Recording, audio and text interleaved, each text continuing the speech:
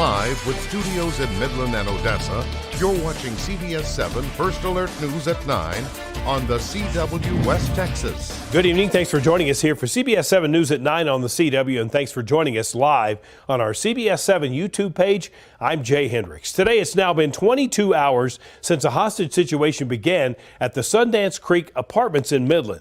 CBS7 has had crews on the scene all day. The city of Midland has said all along there is no general threat to the public, but they have not given a timeline on how long this hostage situation could last.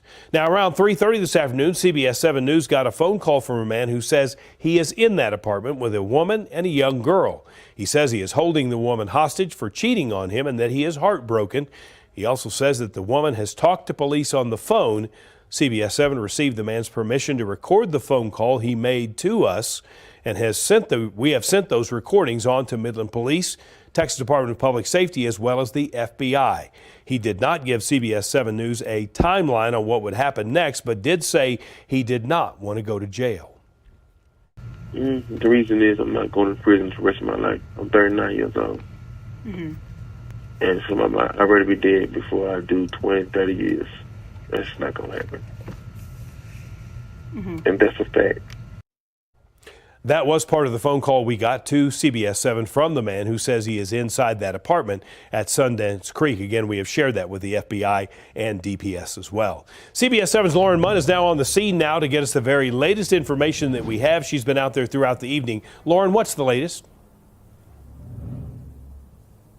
Yeah, Jay, we have seen very recently an influx of police cars, motorcade, trucks, everything that has come by in and out of the facility. Other than that, we really don't have much of an update for you.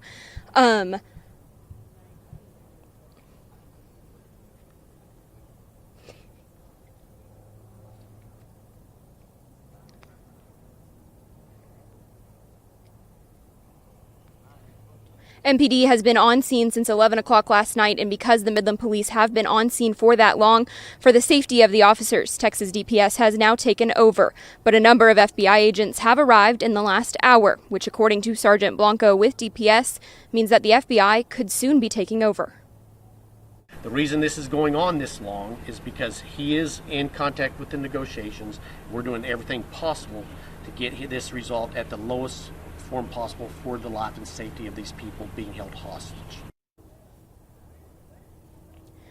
During an interview with the Midland Police, they confirmed that, like you said, Jay, 4 individuals are inside of the apartment, one suspect being two adult females, 1 child. MPD did make contact with all 4 individuals at one point during the day, but it is unclear when the last time they made contact with the people inside the apartment was. We will continue to keep you updated on this situation as it develops, but for right now in Midland, I'm Lauren Munt, CBS7 First Alert News. Lauren, thanks. Mayor Lori Blong released a statement tonight thanking the community for its help for those impacted by this situation. In fact, she said, quote, "We are currently coordinating with Midland County to get assistance to those who are being displaced. This teamwork will go a long way in helping those that are being affected by the incident. Those wanting to help can reach out to Midland County Emergency Coordination at 688-4160. Meanwhile, a manhunt still going on in Midland County. Many of you saw or heard about the large police presence near the airport yesterday afternoon. They are looking for this man, 26-year-old Job Hasso. He is considered to be armed and dangerous. He is 5 feet 9 inches tall and weighs about 120 pounds. He has tattoos on his neck, chest, and arms. You are looking at a mugshot from a previous case. Hasso has warrants for drug possession and continuous family violence.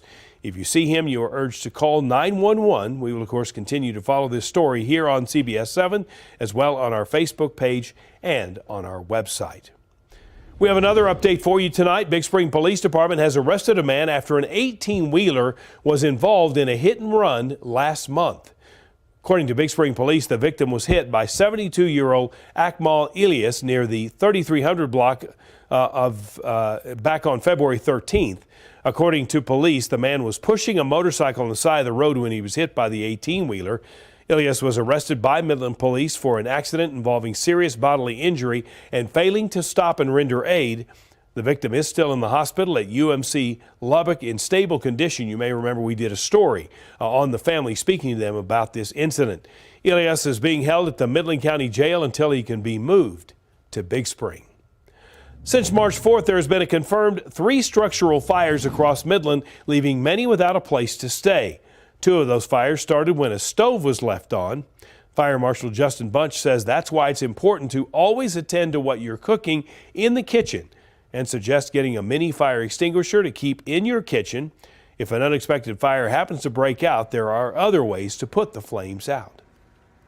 Put the lid on it and move it off the burner and reduce the heat. Because once you eliminate one of the 3 elements of the fire, whether it be the heat or the oxygen, the fire is going to go out. Bunch also recommends you annually check your smoke detector, talk with your family in the event that you need an escape plan from a structure fire. The summer and spring weather is fastly approaching, and that means rattlesnakes are now on the move. Fix West Texas is offering dog rattlesnake vaccines to protect your pets. In fact, the rattlesnake vaccine gives dogs a chance to survive by building antibodies in the system, which help reduce the damage of a rattlesnake bite. So here in West Texas, we have a lot of snakes and areas for them to hide. So it's really important to vaccinate your dog with the rattlesnake vaccine. It is a vaccine that will need to be boosted and then just boosted annually after that. But it can really help them survive a rattlesnake bite. Fix West Texas also says it's important to have your dog on a leash when they are outside.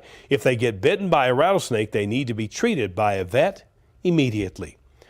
Chief Meteorologist Tom Teever-Teller joined us now. Tom, of course, the warm weather, a big part of why those rattlesnakes are out, but they're going to probably want to find somewhere warmer because we're going to see a little bit of a cool down. Yeah, not exactly spring weather here over the next few days as that next cold front starts to roll in. Taking a look at the high temperatures today, we got a break from the wind, and look at those temperatures, upper 70s to low 80s, right at 80 out towards Pecos. And over towards Wink, 85 down in Presidio this afternoon. We've cooled off a little bit as we look at the Midland skyline right now. Temperatures upper 60s to lower 70s out there across the area, but still hanging on to 80 down towards Terlingua. And looking at those winds coming around to the east now at about 5 to 10 miles an hour as that dry line hustles to the west, but starting to pick up more of a northeast wind. That could be the first part of that front that's going to move down across the area overnight tonight, early into the morning, and then kick off some scattered showers and thunder showers first thing in the morning across the area. But it looks like this will be short-lived and moving off to the northeast rather quick. We will just be left over with some clouds, and rainfall amounts look relatively light coming up tomorrow morning, but more rain chances on the way this weekend. Tom, thanks very much. Last month, C2 Space staffers tested some new technology on themselves as they worked out the details of an upcoming study. They say they will use the chambers you see behind you to study oxygen delivery mechanics for people traveling to high altitudes. It's called pre-breathing. Which is where they basically denitrogenate, super oxygenate themselves by sitting down and breathing pure O2 for a certain amount of time. That pushes out nitrogen from the body, which can prevent bubbles from forming in a person's blood at changing pressures. The Houston-based company is also exploring the triple point, where water is simultaneously a solid, liquid, and gas. It's a changing research guideline for testing how space pressures affect the body and equipment. C2 Space Tech co-founder John Clark says outside of NASA, the Midland Air and Spaceport Complex is the only place able to test that. We all know what pi is, but do we remember the math version from high school? Maybe it's time to refresh your memory in honor of March 14th. Pi is the ratio of the circumference of any circle divided by its perimeter. There are a lot of pi involved, particularly when you get into trigonometry and pre-calculus, and then calculus 1, calculus 2, and so on. One local celebrated the day by setting some records. Well, it's Pi Day today, and I thought the best thing to do is to buy out Midland Pie Shop, as many pies as I could. So I'm picking up 250 pies today for my coworkers. It's not to celebrate Pi Day, whether you bake your own or go pick one up. Whatever you do, celebrate Pi Day. AAA is reporting that gas prices are rising in West Texas and across the state as spring break gets underway. According to a report from AAA, on average, Midlanders can expect to pay around $3.18 a gallon. That is a 14-cent increase compared to last week's prices. Meanwhile, gas is up by 17 cents in Odessa at around $3.14 a gallon. Now the average price of gas across the country is $3.41. The average price throughout Texas, as we said, is a little higher, so drivers are seeing prices that go up. The lowest price average is in McAllen, where drivers are paying around $2.89 a gallon. By the way, drivers in El Paso are seeing the highest. That is around $3.43. An estimated 7,000 livestock were killed in the wildfires that have swept through the Texas Panhandle. Paige Stockton was at Canadian, where producers and ranchers who have lost livestock are being helped. The U.S. Department of Agriculture, along with ground efforts from Texas AgriLife, are providing multiple options for producers who have lost livestock. There's nothing left. So the ranchers are trying to deal with not only cattle that died, but the cattle that made it. Different programs with the Farm Service Agency are being offered for those who are needing monetary support following recovery efforts. We've got to provide food for the nation, and we need affordable, safe food for the nation, and we're trying to help them recover from this wildfire so that they can provide that food that is needed. Officials say they are looking long-term into how to help producers maintain their livelihood. So we're trying to think ahead and develop resources where they've got them here a month from now. So this is just beginning. We're going to have this for probably a couple, 3 months before it's over. But we are so grateful.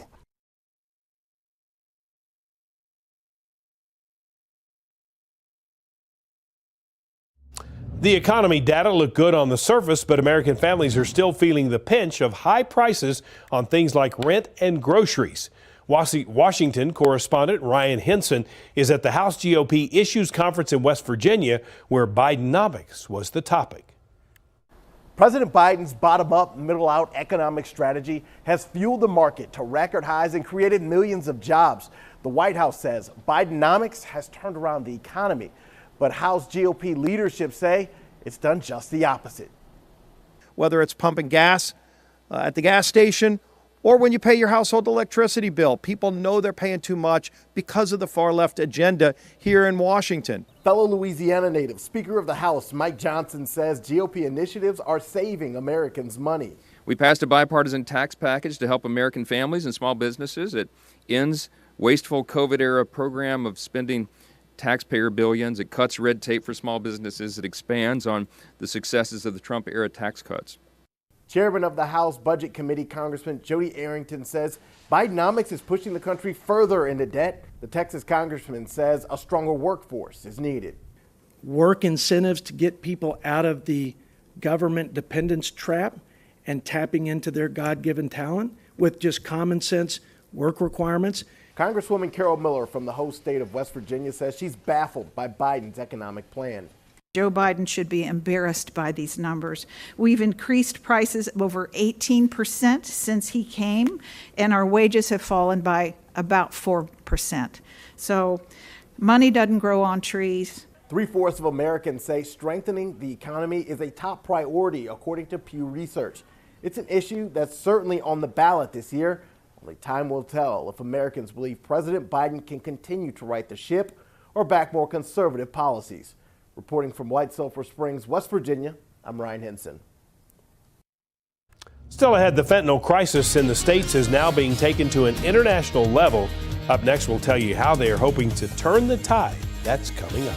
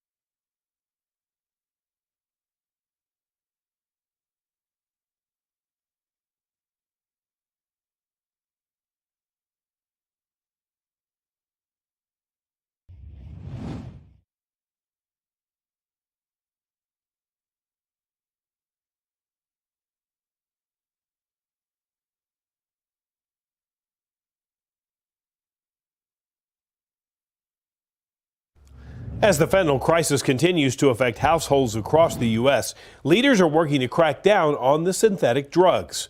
International organizations are taking up the cause, with the United Nations Committee on Narcotic Drugs convening its 67th meeting today. The flow of fentanyl from the U.S. from countries like China and Mexico is growing, and more than 110,000 Americans are killed by fentanyl each year. That's according to the Centers for Disease Control and Prevention. The Biden administration is hopeful that international cooperation can turn the deadly tide. And we are going to be looking at a cold front arriving overnight tonight, bringing some changes to our forecast. A return to winter. We'll talk more about that coming up next.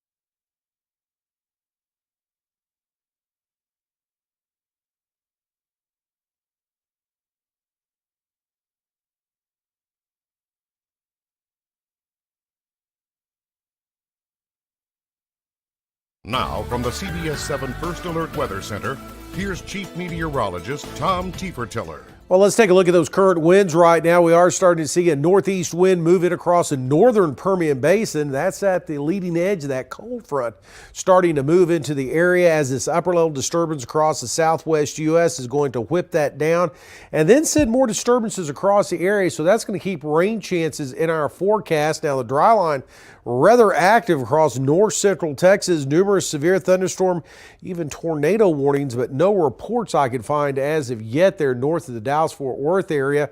We're on the dry side of everything on this dry line, is that waiting for that front to roll in, and that will happen as we move in towards the overnight hours across the area. Kicking off some scattered showers and thunder showers. A little bit of a temperature contrast as we're down to 51 in Amarillo in comparison to the upper 60s across the Midland-Odessa area. Now let's take a look at this West Texas Futurecast. We're going to see those northeast winds roll in after about 2 in the morning. The scattered showers, thunderstorms start to line up across the Permian Basin, and especially here northwest Permian Basin and southeast of Mexico by 7 o'clock. They'll quickly move out of here by noontime, and we'll be looking at lots of clouds hanging around in our forecast for tomorrow afternoon across the area. And then we'll see a few more showers in the forecast early on Saturday morning moving through. Rainfall amounts, though, look relatively light. The heaviest will be across portions of southeast New Mexico, maybe over towards the Andrews area. And through Saturday, again, 1/4 inch of rain is not too bad. We'll take that. We need it. But again, the heavier amounts look to be a little bit further off to the north and northeast. So for the rest of tonight, waiting for that cold front to bring in gusty northeast winds. Could be looking at gusts up to 40 miles an hour across parts of the Permian Basin, and then gusty north and northeast winds hanging around the forecast with a dose of those scattered showers and thunder showers in the early morning hours. More areas of light rain on the way, maybe a rumble of thunder in Saturday's forecast, and even into St. Patrick's Day on Sunday, as temperatures will be a little chillier there, dropping by about 20 degrees or so on the afternoon highs, and a few more showers hanging around for the start of spring next Tuesday.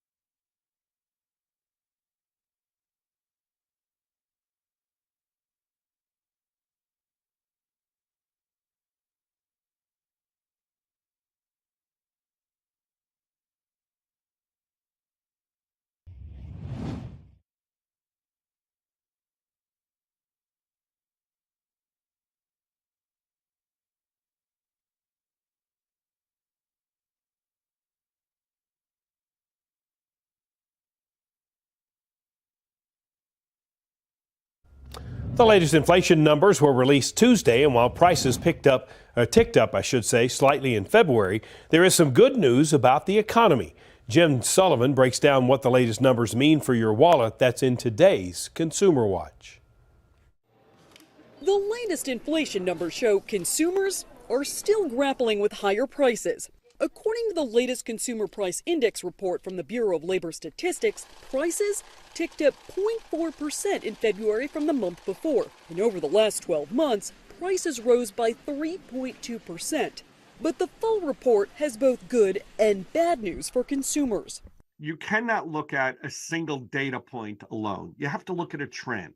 Dr. Brian Marks, who teaches at the University of New Haven, says the pandemic drove up inflation. But recent global events are still impacting prices, like Russia's war in Ukraine affecting oil and turmoil in the Middle East diverting shipping routes. Shippers are paying higher premiums for insurance, and they're passing that along to the extent they can. While these latest inflation numbers are slightly higher, when we look at the last few years, inflation is much lower than it was in February of 2022. Here's where it's hitting consumers most: housing and gas. Rent in February was about 30% above pre-pandemic levels, according to Zillow. And gas prices are up 3.8%. According to AAA, the national average cost for a gallon of regular gas as of Wednesday was $3.40. Here's some good news. Overall, the price of food did not rise, and hourly wages are rising. Wages are actually increasing above the rate of inflation, but not by so much that it's putting that upward pressure on pricing. For Consumer Watch, I'm Jen Sullivan.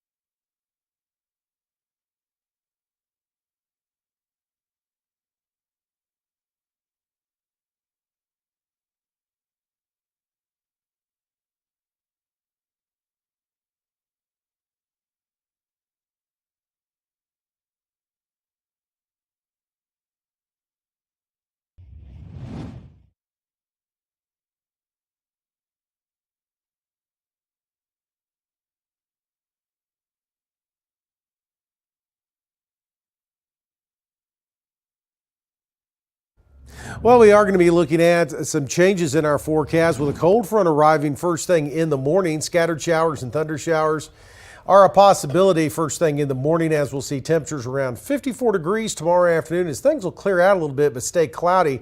And then more rain chances look to be on the way Saturday into Sunday, especially in the morning hours, and a rumble of thunder mixed in. Not a surprise. So a little bit of return to winter, and temperatures running close to 10 to 12 degrees below where they should be this time of the year. So not exactly spring weather to welcome in the start of astronomical spring next Tuesday. So some bigger changes on the way first thing in the morning, and watch out for that wind. It's going to be rather gusty, up to 40 miles an hour in gusts first thing in the morning. And a good chance of some rain. Yeah, there's going to be some scattered showers move through. It's going to be a quick chance, not a lot of rain, but at least it is something in our forecast. All right, keep your fingers crossed. Maybe we'll get some, but look at those temperatures. Going to be cool. Thanks for joining us here for CBS 7 First Alert News at 9 on the CW. More news coming up tonight at 10.